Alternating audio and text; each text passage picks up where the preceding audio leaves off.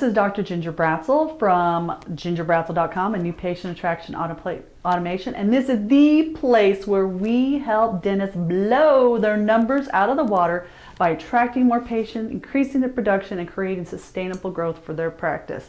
And I have a question for you that came from an email that we got from a doctor, and he was asking, what things should I be doing to my website, Ginger? What changes should I be doing? I'm about to make a huge investment in a new website. What should I be doing? And so when I sat down with the doctor, we talked about what his intentions were. We asked what kind of patients he had, and my standard questions are always asking.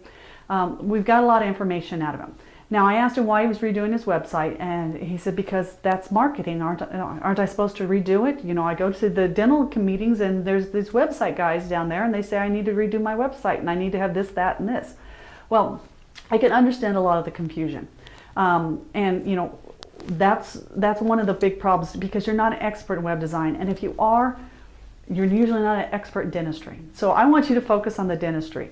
And so we look to outside sources, and they don't really understand our business sometimes. They don't understand dentistry.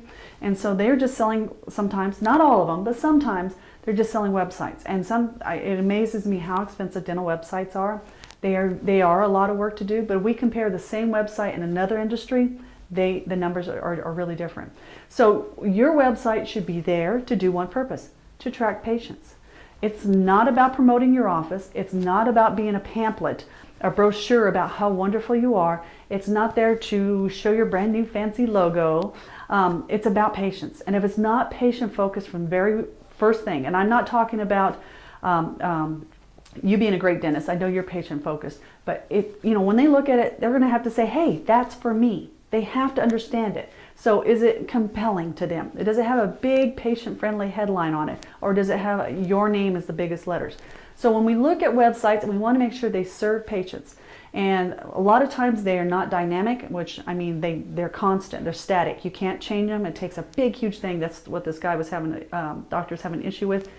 It was a big ordeal. So if a website's not easy to be updated, and it's set in stone essentially, and you pay a lot of money for it, you want to see if that's really the best place for you to serve your interest. You want to have an internet presence, but it might not be necessarily a website. So figure out if that's what you need to do, and if you're going to do a website, make sure it's scalable, you can change it, and it's always patient friendly, okay?